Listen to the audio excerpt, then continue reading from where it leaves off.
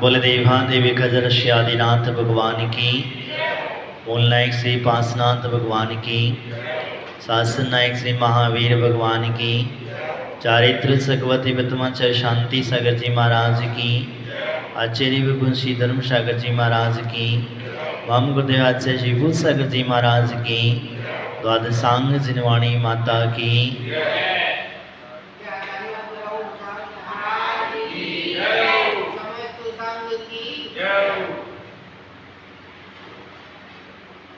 क्षीर नीर देवत कत्र स्तुति दयोर देह नो भेदोदयी तन ततुन्नेषु का कलत्रदीषु का कथा।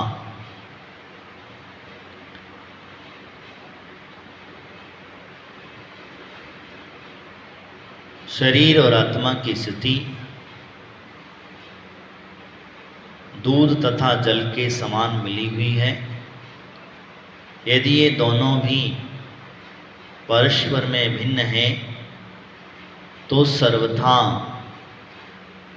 भिन्न स्त्री पुत्र आदि को तो अवश्य ही भिन्न है। इसीलिए विद्वानों को शरीर स्त्री पुत्र आदि के अपना कदापि नहीं मानना चाहिए। यह बहुत स्पष्ट साथ से कह दिया गया। जब हमें जीव की परिभाषा समझ में आएगी, छह द्रव्य और 7 तत्वों की व्यवस्था समझ में आएगी, उस समय पर यह भिन्नता अपने आप आ जाएगी। क्योंकि मूलता जब समझ में आता है कि शरीर और आत्मा दोनों अलग अलग हैं, ये विश्वास करना होगा और अंदर से दृढ़तापूर्वक विश्वास करना होगा। क्यों करना होगा? क्योंकि इसके पीछे रीजन है आपका मिथ्यात्व। क्योंकि मिथ्यात्व जो होता है वो आपको खोने नहीं देता है। क्षण क्षण वापस आपको थोड़ी सी तकलीफ हुई, फिर कहता नहीं मेरे को दर्द हो रहा है, कुछ परेशानी आई, टेंशन आया, शरीर में रोग आए, तो लगता है कि नहीं मेरा शरीर है। भिन्नता नहीं आएगी, और जब भिन्नता नहीं आएगी तब तक सम्यक दर्शन की प्राप्ति नहीं होगी। ये ध्यान से समझना। हमें ये अंदर से विश्वास करना होगा कि मेरा शरीर नहीं है, ये निश्चित कर लो। और ऐसा होगा तभी जाकर के तुम अपने आत्म कल्याण के मार्ग पर बढ़ पाओगे। बाह्य क्रियाएं हम करके आत्म कल्याण हो जाए तो संभव नहीं है। जीव दया पल जाए तो संभव नहीं है। शरीर को साथ लेकर के चलना भी पड़ेगा, लेकिन फिर भी भिन्नता मान करके लेकर के चलने पड़ेगा। एक मुनिराज हुए, युद्ध के अंदर लड़ते लड़ते वैराग्य हो जाता है, और वैराग्य होता ऐसा है कि हाथी पे बैठे बैठे ही वो केसलोस कर डालते हैं। किस पे बैठे बैठे? केसलोस कर डालते हैं। और क्योंकि वह शरीर उनका छूटने वाला था, और अंत समय देखो कितनी सुंदर व्यवस्था, उन्हें वहां ज्ञान की उपलब्धि हो गई। वो कोई और नहीं थे, राजा मधु का जीव था। मथुरा का राजा हुआ करता था। शत्रुघ्न ने उनके ऊपर चढ़ाई कर दी और युद्ध प्रारंभ हुआ। मथुरा के लिए युद्ध हुआ। शत्रुघ्न का पूर्व का मोह था उस मथुरा से, न जाने कितने भवों का मोह चला आ रहा था, क्योंकि उसका जीव वहीं जाके जन्म लेता था, इसलिए उसका मोह हो जाता है, उसे उसी जगह से मोह था। इसीलिए वो रामचंद्र जी ने कहा था कि भाई तुमको जो राज्य पसंद आए वो ले लो। तो उसने कहा नहीं, मुझे तो मथुरा चाहिए। माने कोई चीज़ नहीं मांगी, तो मथुरा चाहिए। तो रामचंद्र जी तो खुद आश्चर्यचकित हो गए। उन्होंने कहा देखो भैया, वहाँ मधु का जीव बहुत बलवान है, मधु जो है राजा वहाँ का बहुत बलवान है, और वहाँ का राज्य लेना संभव नहीं है, क्योंकि उसके पास में वो जो अस्त्र था, वो अस्त्र अमोघ अस्त्र था, क्योंकि चर्मेंद्र नाम के इंद्र ने उसे वो अस्त्र दिया हुआ था, और इंद्रों के द्वारा दिया हुआ अस्त्र कभी खाली नहीं जाता, क्योंकि इसीलिए वो खाली नहीं जाएगा और तुम्हारे घात हो जाएगा। यंत्रणा आदि बनी तो आगे व्यवस्था बनी, तो उन्होंने मधु को युद्ध में जीत लिया, और जीतते समय ही मधु ने वह हाथी पर बैठे बैठे ही दीक्षा को अंगीकार कर लिया। क्यों किया? शरीर में बाण लगे हुए हैं, शरीर में घाव लगे हुए हैं। मेरा कहना समझना बात को, मैं जो कहना चाह रहा हूं, शरीर में घाव हैं, और वो घाव होते होते हुए भी उसके मन में अंदर से वैराग्य आ जाता है। इसका मतलब यही है, उसे भेद हो गया, उसे समझ में आ गया कि शरीर मेरा नहीं है, इस शरीर मेरा माध्यम है। किसके लिए माध्यम है? धर्म आराधना करने के लिए माध्यम कहाँ है?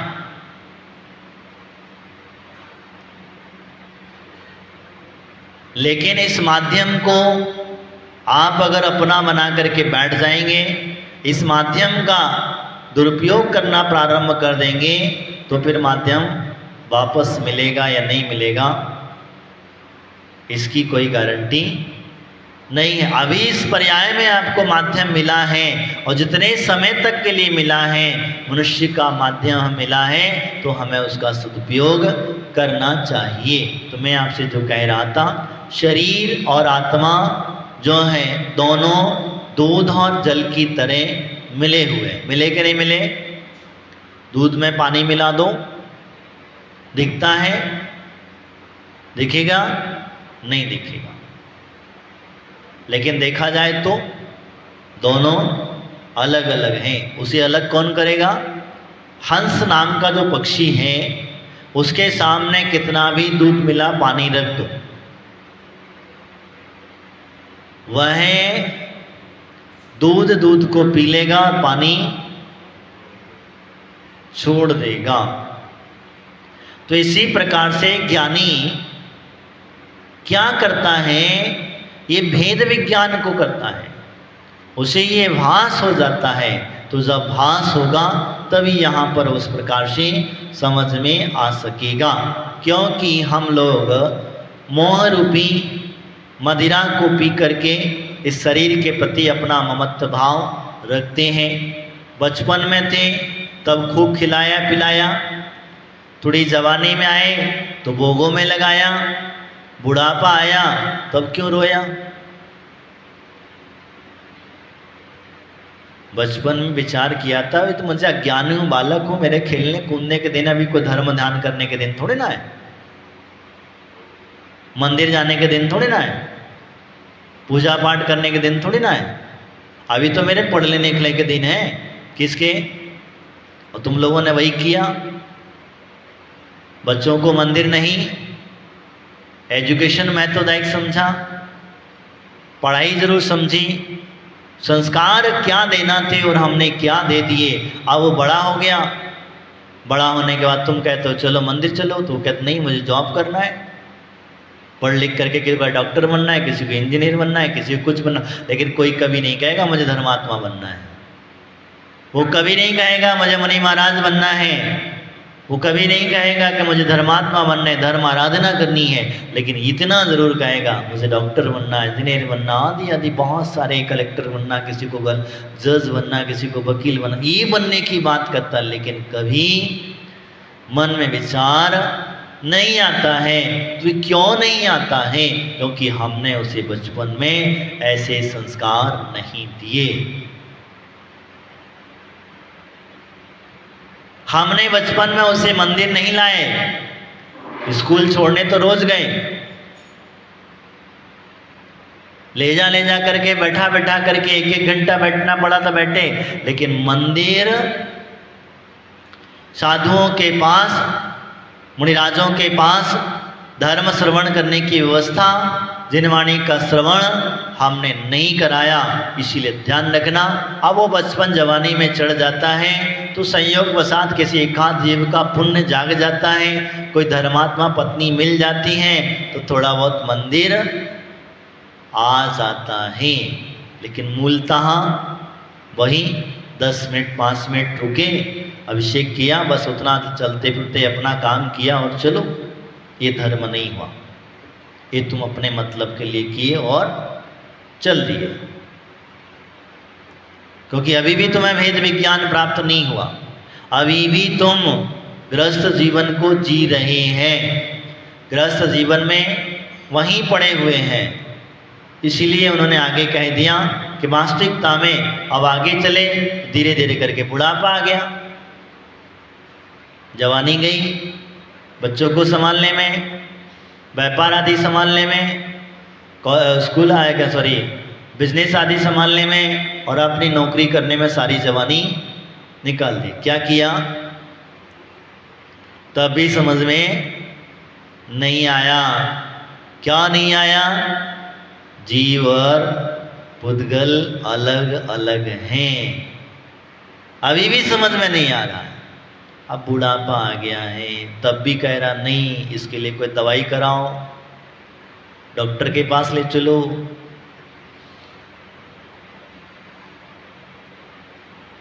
हम वह व्यवस्था तो कर लेंगे, लेकिन कभी नहीं कर, नहीं मुझे मंदिर लेकर के चलो, मुझे तो मुनिराज की शरण में ले चलो, मुझे तो जिनवाणी का पान कराओ। क्योंकि ये जब तक नहीं समझेगा तब तक वह क्या है। इसलिए सम्यक दर्शन की व्यवस्था यहाँ पर उन्होंने कही, क्योंकि दूध और जल की तरह ये आत्मा मिली मिली है, परस्पर भिन्न है। ये ध्यान रखना।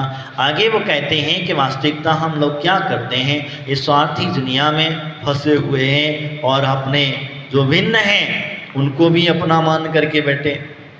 किसको मानते?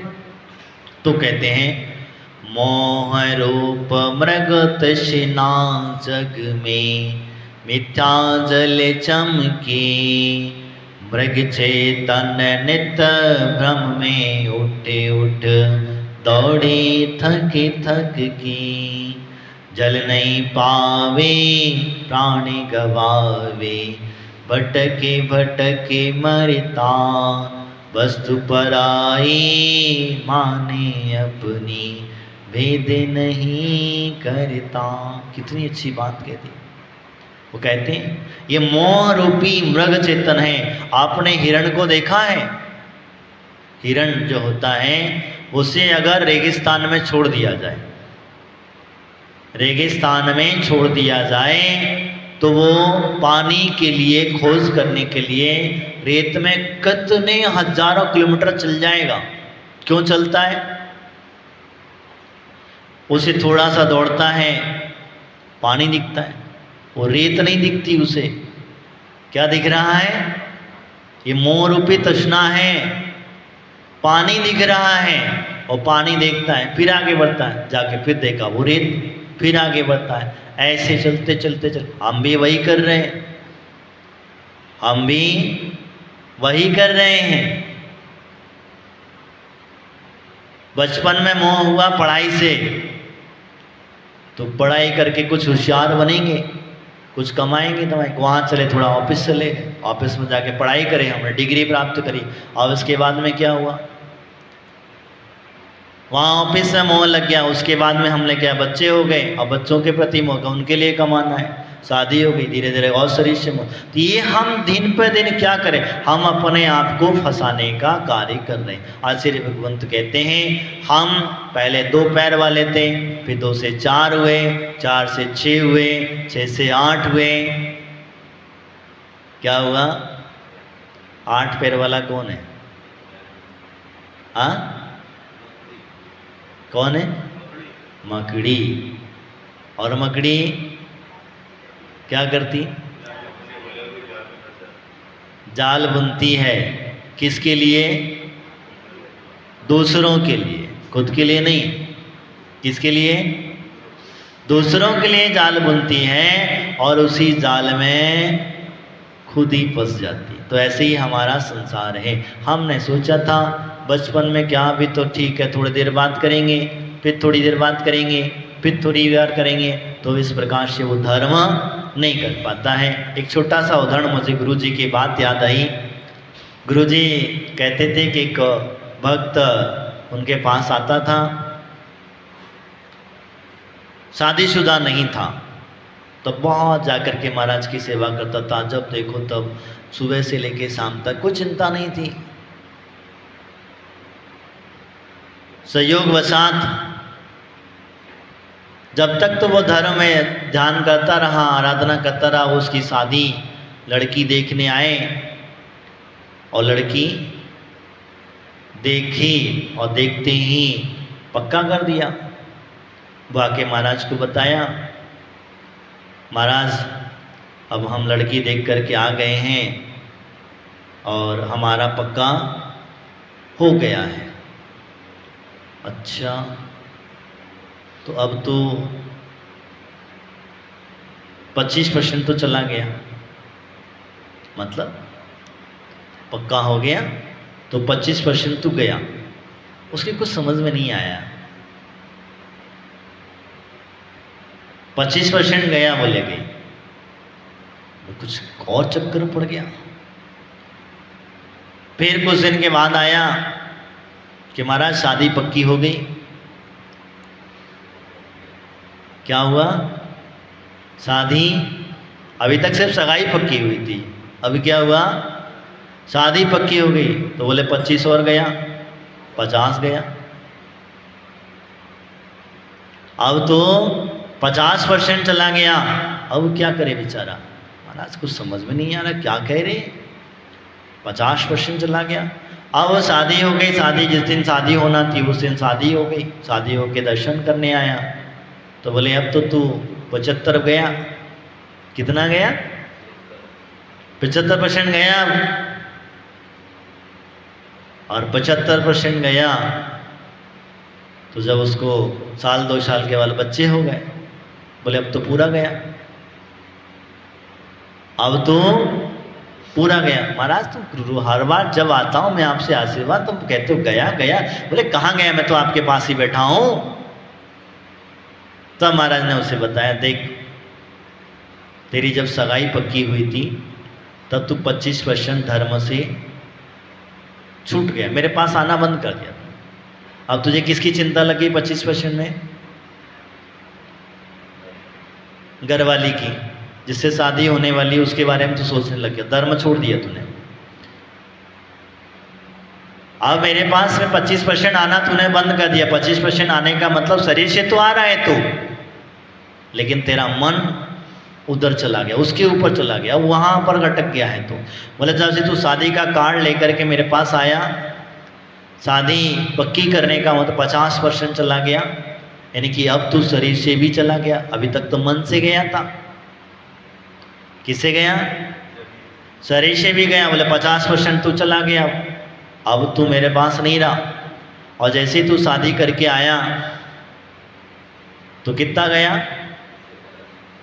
मन और शरीर दोनों से 75% चला गया। अब तू बच्चा हो गया तो पूरा ही चला गया। क्यों चला गया? मैं तो आपको आशीर्वाद दिलाने आया हूं। देखो महाराज बच्चा हो गया है, मेरे को आशीर्वाद दो इसके लिए। तो मैं तो अच्छा काम किया। नहीं, बोले अब तू अभी तक जो धर्म ध्यान करता था, जितने समय तू मुनिराज के पास रहता था, वो अब नहीं करेगा। करेगा क्या? क्यों नहीं करेगा?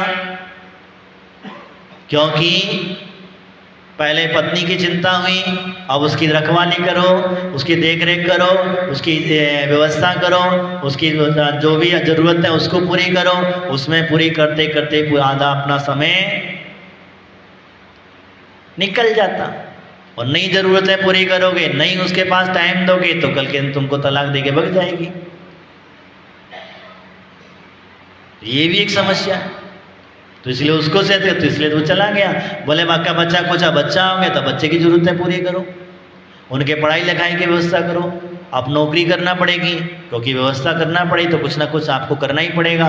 बिजनेस करना पड़ेगा तो बिजनेस करना पड़ेगा, तो कहीं ना कहीं आपको इस तरीके से, तो आप धर्म ध्यान से छूट गए। जो पहले आप 4 घंटे 6 घंटे 8 घंटे निश्चिंता से बैठ करके धर्म आराधना कर लिया करते थे, अब तुम भी यहाँ पर धर्म आराधना छूट गई। अब तो सिर्फ एक फॉर्मेलिटी पूरा करने के लिए आते हो। किस लिए आते हो? सिर्फ फॉर्मेलिटी पूरी करने के लिए आते हो कि फॉर्मेलिटी पूरी करके भैया रोज का नियम है हमारा दर्शन करने का, दर्शन के बगैर हम कुछ खाते पीते, बस ये नियम की फॉर्मेलिटी पूरी करने के लिए आते हैं। अभिषेक पूजन आदि करके बगैर हम कुछ खाते पीते नहीं है। तो धर्म आराधना वह होती है कि जब आप आए हैं, कोई साधु मिला, आपको समय की चिंता नहीं करना, ऑफिस की चिंता नहीं करना, आपको व्यापार की चिंता नहीं करना, पहले धर्म आराधना करेंगे, तत्पश्चात जब समय बचेगा तब आगे का कार्य करेंगे। तो फिर तुम्हारा धर्म आराधना हुई। नहीं तो धर्म आराधना हमने, अब तो पहले कोई पूजा होती पहले पूछ लिया जाता है महाराज कितने बजे खत्म करोगे। सबसे पहले क्वेश्चन होता है कितने बजे खत्म होगी ये बताओ। मतलब आपके पास अभी भी समय नहीं है। तो भगवान की भक्ति करने के लिए कोई समय निश्चित नहीं होता। और एक चीज मैं आपको बताना चाहता हूं कि यहाँ जो कह रहे हैं कि वास्तविकता मृग रूपी मिथ्या जल के चक्कर में वो मृग जो है अपने प्राण गंवा देता है, वैसे ही हम लोग भी अपने प्राण गंवा दे रहे हैं। किसके लिए? बच्चों के लिए, परिवार के लिए, रिश्ते नातों के लिए। आप सोचें किसके लिए मेहनत कर रहे हो? खुद के लिए कुछ करे क्या? बताओ। एक छोटा सा उदाहरण बताता हूं मैं आपको। एक चोर चोरी करता है, चोर चोरी करता है, और जब चोरी करता है तो उस चोरी का पाप किसे लगेगा? वो किसके लिए कर रहा? किसके लिए कर रहा? तो परिवार के लिए जब कर रहा है तो परिवार को लगना चाहिए ना। अनुज भैया है, चोर को ही लगेगा ना, दूसरे को तो नहीं लगेगा। तो इसी प्रकार से हम जो व्यापार आदि कर रहे हैं या बिजनेस कर रहे हैं या नौकरी कर रहे हैं, इस सबका पाप किसको लगेगा? और मजा कौन कर रहा?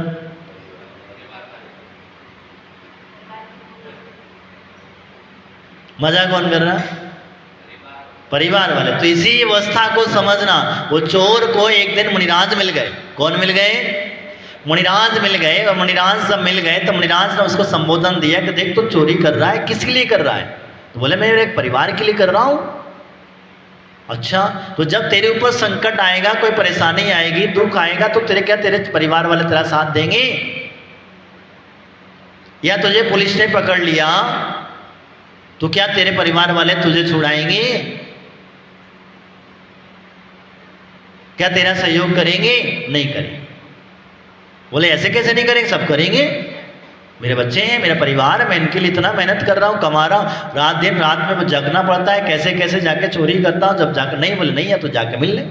वो घर गया, घर पहुंचा, सबसे पहले धर्म पत्नी को मिला। रात में को दिन में जा नहीं सकता, रात में पहुंचा, पत्नी से मिला। पत्नी से कहा मैं चोरी करता हूँ, इसके दुख में तो मेरा सहभागी बनोगी? पत्नी सबसे पहले हाथ उठाती है, वो कहती है इस भाव में तो मिले, अगले बार मत मिलना। बताओ, मैं तो थक गई हूं चोर की पत्नी कहलाते कहलाते। किसकी? चोर की पत्नी कहलाते कहलाते थक गई हूं, मेरे इस बार मिले, अगली बार में मत मिलना। आगे गया, बच्चा मिल गया, पापा पापा पापा करते हुए बच्चे आ गए।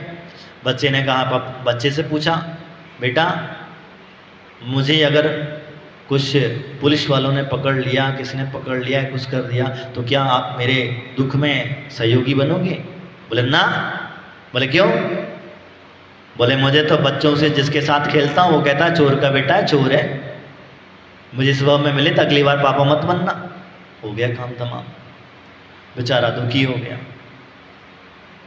बताओ, जिस पत्नी के लिए इतना दिन भर रात भर मेहनत करके वो द्रव्य लेकर के आता था, चोरी करके लाता था, वो कहता, वो भी कहता नहीं। अब आगे हरा धोरा बेचारे आगे माँ बाप बैठे हुए थे, बूढ़े बेसहारा थे, उनके पास गया। दुखी तो था ही, उसको लगा कि माँ बाप भी सहारा दे देंगे। माँ बाप से कहा कि तुम मेरा साथ दोगे? तो बोले ना। बोले क्यों? कि चोर का माँ बाप कहलाने का हमको इतना बड़ा माँ कांधे पे कलंक लेगा। ऐसा बेटा ना होता तो अच्छा होता, होते मर जाता तो अच्छा होता। ऐसी को ऐसे सुपुत्र को जन्म देने से तो अच्छा है पुत्रवान नहीं होना ही व्यस्त होगा, बेहतर होगा। अब तो बेचारा क्या हुआ, वापस मुनिराज के पास पहुंचा और उसने कहा, भगवान आपने जो कहा वही सत्य है, यही धर्म की व्यवस्था है। आप जिनके लिए समय दे रहे हैं, जिनके लिए कार्य कर रहे हैं, जिनके लिए आप कमा रहे हैं, जिसके लिए अपना शरीर का सर्वनाश कर ले रहे हैं, अभी तक हमें समझ में नहीं आया, क्योंकि ये मिथ्यात्व है। हमें लगता है कि बच्चे हमारा साथ देंगे, कोई साथ देने वाला नहीं है। साथी है तो वो है एक देव, शास्त्र और गुरु, इनके अलावा तुम्हें कुछ साथ देने वाला नहीं है, संसार की व्यवस्था। लेकिन आप इन्हीं के लिए ही टाइम नहीं निकालते हो। जिसके लिए तुम टाइम नहीं निकालते हो, कभी कभार भटके भूले भटके पहुंच जाते हो, वह उनके पास कभी पहुंच के बैठ जाते हो, वो आपको पूरा टाइम देने को तैयार हैं। लेकिन जो तुम्हें टाइम, जिनके लिए तुम टाइम देते हो, वो तुम्हें कुछ भी देने को तैयार नहीं है। इसीलिए बात को समझना कि मृग चेतन है, प्रेम उठता है, फिर दौड़ता है, फिर थकता है। इसी प्रकार से वह भटक भटक करके अपनी प्राण को गवा देता है। क्यों गवाता है? क्योंकि वो वस्तु पराई जो अपनी मान करके चलता है, इसीलिए वह अपने प्राणों को गवा देता है। आगे वो संबोधन देते हैं कि हे चेतन, अब जाग जा, अभी भी वक्त है, अभी कुछ बिगड़ा नहीं है, कोई बात नहीं। किसी की 60 की, किसी की 70 की, किसी की 80 की, इतना समय घुमा दिया, कोई बात नहीं है। लेकिन अभी भी जाग जाओ कि अभी भी जिस मोह के जाल में फंसे हुए हो, अभी भी उससे बाहर निकलो। तब वो कहते हैं, तो चेतन अरु देह अचेतन, या जड़ तो ज्ञानी, मिले अनादे यतन से बिछुड़े, जो पै और पानी। रूप तुम्हारा सब सो न्यारा, वेद ज्ञान करना वस्तु पराई। अच्छा, इसमें दूसरा आ गया है, पहले पारस थक के ना, तौले उद्धम सो चरना। इसमें थोड़ा चेंज हुआ है, एक लाइन चेंज हो गई है। तो यहाँ पर कहते हैं कि भेद विज्ञान की छेनी से अपने आप को बदल लो, अपने आप को समझ लो। अभी तक हमने समय गुजारा जिसमें एक समझा, क्योंकि ये पुद्गल जड़ है और चेतन ज्ञानी है। अब जड़ और चेतन का संयोग आपको मिलकर के क्या फ़ायदा लेना है, अच्छा चाहिए या बुरा, स्वर्ग और नरक की आदि की व्यवस्था, मोक्ष आदि की व्यवस्था को समझ करके आगे का पुरुषार्थ हमें करते ही रहना चाहिए। इसीलिए कहा गया है कि इन शरीरों से आदि पुत्र मित्र आदि जो हैं, इनसे कदापि अपना नहीं मानना चाहिए। कब तक नहीं मानना चाहिए, ध्यान रखना। एक और मैं आपको बता देता हूँ, जैसे गाय बछड़े को दूध पिलाती है, कब तक? जब तक बड़ा नहीं होता तब तक वह गाय बछड़े को दूध पिलाती हैं। और जैसे ही बछड़ा बड़ा हो गया, वाके बाद पिलाती गया, प्रेम रहता गया, प्रेम रहता गया। बछड़ा कभी मिल भी जाए तब भी उनका प्रेम नहीं मिलेगा। समझ में आ गया? इसी प्रकार से हमारा गृहस्थों का जीवन है। हम बच्चों को बड़े करें, होशियार करें, इसके बाद अपने आत्म कल्याण करने की भावना अवश्य बनाना चाहिए और जहाँ तक हो सके वहाँ तक हमारा धर्म ध्यान आराधना में ही समय निकलना चाहिए। बच्चों की जिम्मेदारी आपकी तब तक है जब तक उनकी शादी नहीं होती है, तब तक आपकी जिम्मेदारी है। और जिस दिन उनकी शादी हो जाए बस उसी दिन उनकी चाबियां उनको संभाल दो, उनसे कह दो अब हम अपनी धर्म आराधना के लिए मार्ग चुनेंगे। आप घर में रहते हैं, घर में रह करके भी धर्म आराधना करें। अगर साधु संघों में जाकर के रहते हैं तो बेहतर है, और अगर आप व्रत आदियों को अंगीकार करके रहते हैं और सबसे ज़्यादा अच्छा है, क्योंकि आपने अपने मोक्ष का मार्ग चुना, आत्म कल्याण की भावना चुनी, क्योंकि इसके बगैर जीव का दुखों से छुटकारा पाना संभव नहीं है। इन्हीं भावनाओं के साथ बोले महावीर भगवान की, आचार्य गुरु फूल सागर जी महाराज की।